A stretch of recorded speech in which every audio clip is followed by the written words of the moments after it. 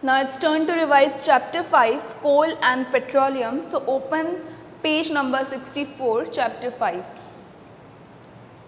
These are important points of this chapter.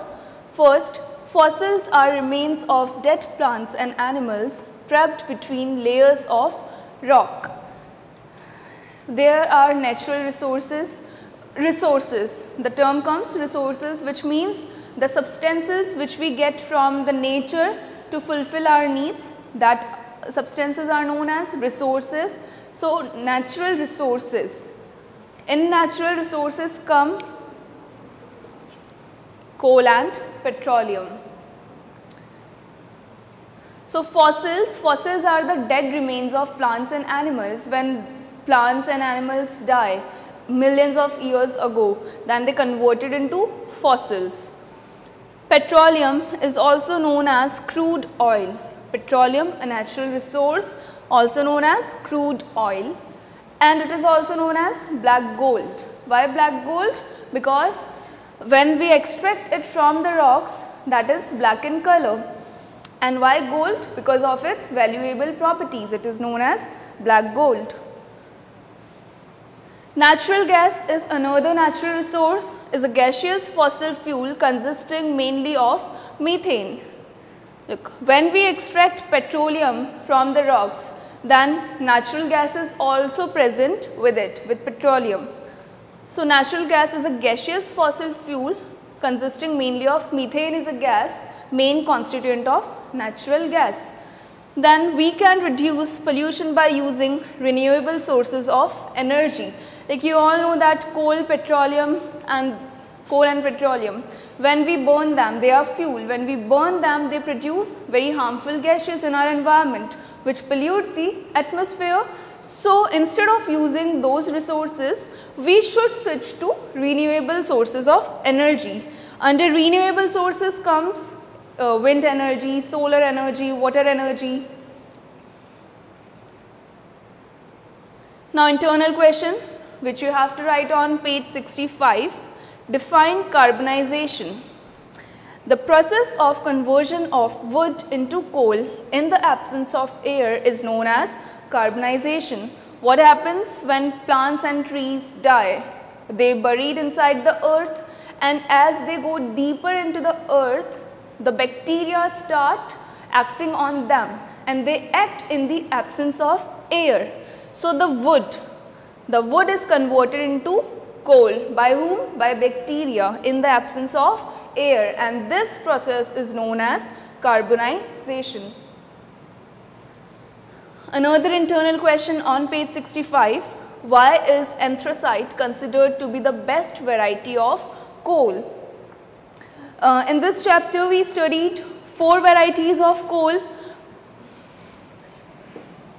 peat, lignite, bituminous,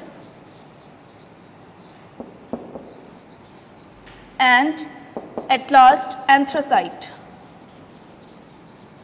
So out of these 4 varieties, which one is best? Anthracite is best, because this variety of coal is found deeper in the earth. The first category, the first variety comes at the top, means peat is present at the top. Then below peat comes lignite, and below lignite comes bituminous, and at the bottom comes anthracite. So why it is the best? Because the more deeper the variety of coal is present, the less moisture is present in the coal. So anthracite is found at greater depths. It has the maximum carbon content and a very high calorific value. It produces more energy as compared to the previous variety of coal. Another question on page 66, what happens when coal tar is distilled? Now what is coal tar? You know what is coal? A natural resource. So when we heat coal in the absence of air, we get components from the coal, which are coal tar, coke, and coal gas. Now in the question, what is asked? What happens when coal tar is distilled? We are taking this component of coal tar. What will happen if we distill it? Distillation of coal tar yields several fractions, which include, when we distill the coal tar, we get many components like benzene, toluene, xylene, naphthalene and thracene.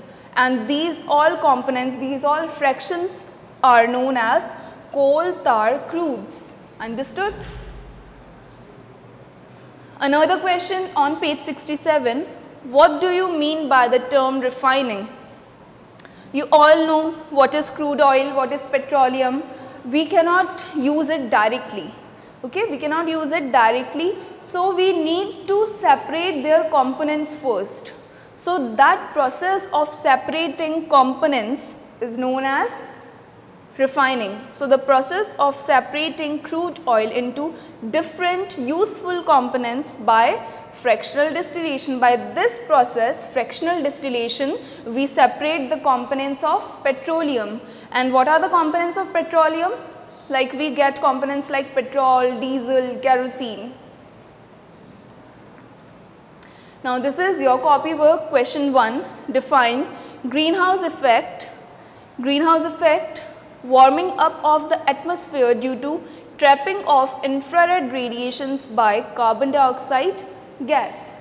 And global warming, the increase in the temperature of earth due to increase in the concentration of carbon dioxide in air.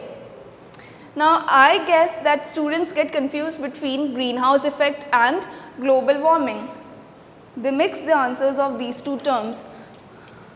So what is the difference between greenhouse effect and global warming? Look, this is our earth and this is sun, and we know that harmful radiations come from the sun, ultraviolet radiations, and we know that around earth we have atmosphere, a layer of atmosphere. Now this atmosphere contains carbon dioxide gas also. Okay. So when these radiations come from the sun, our earth's surface reflects these radiation, but these carbon dioxide gas molecules, they do not let these radiations escape our atmosphere. They trap these radiation. So this trapping of these radiation is known as greenhouse effect.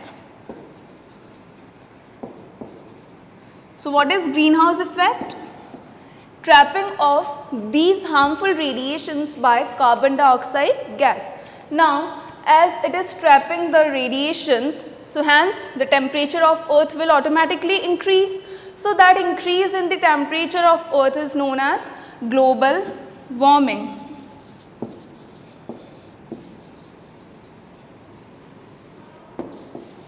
Warm means the increase in temperature. So understood, trapping of these radiation is known as greenhouse effect, and the increase in the temperature of earth is known as global warming.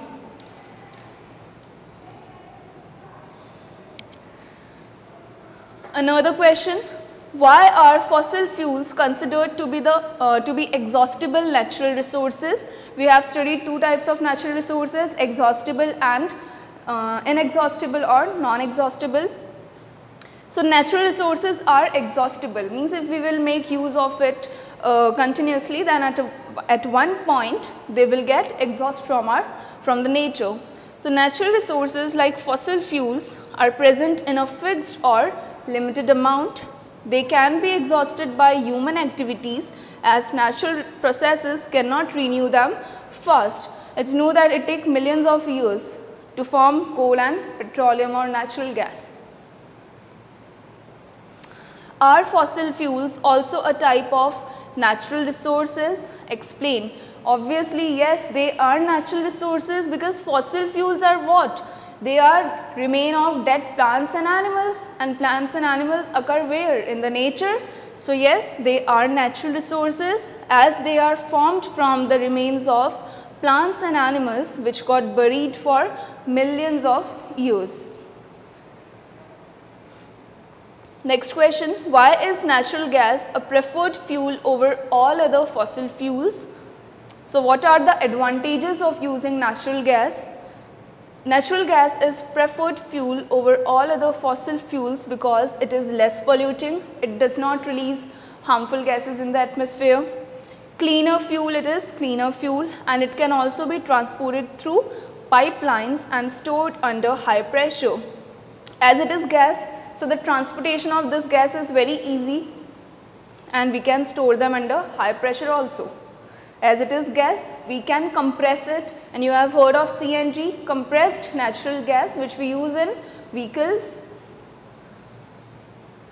Next, what are oil wells? Why are they constructed? Well is what? You have heard of the simple term well, from which we extract water.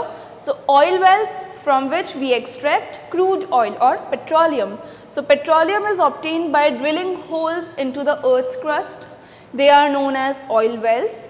They are constructed for transporting oil through pipes to oil refineries for further processing. We transport that crude oil to the refineries where the process of refining is done, and we get different components, different fractions from petroleum.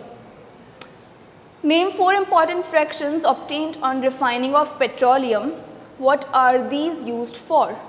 These are few fractions which we get after refining of petroleum. First is petroleum gas or LPG, liquefied petroleum gas. Where we use it? It is used as fuel for home and industry. We use this gas in our kitchens, LPG. Next fraction is petrol, fuel for automobiles. Then kerosene, it is used as fuel for jet aircrafts.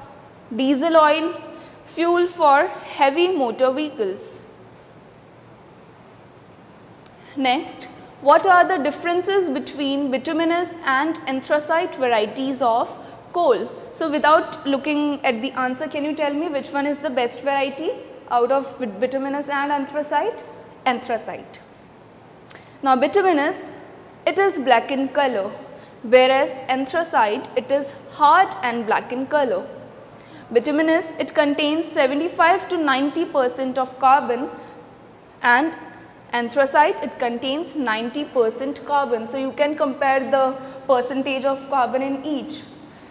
In bituminous, calorific value is less than anthracite. Why? Because the amount of carbon is less in bituminous, whereas anthracite, calorific value is highest among all varieties.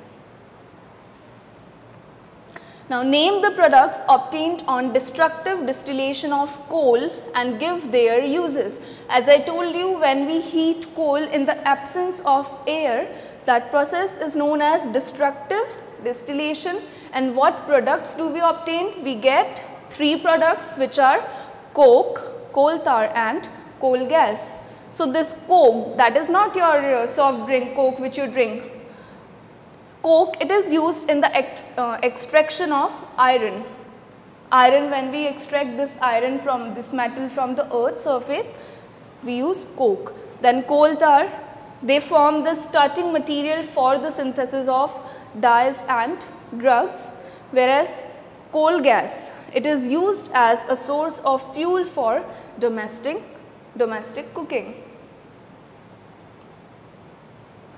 Next, how are natural resources classified? Give 2 examples of each type. The natural resources can be broadly classified into 2 types on the basis of their availability in nature. If they are present in limited amount, that type of resources are known as exhaustible, and the resources which are available in which are abundant in nature, they are known as inexhaustible.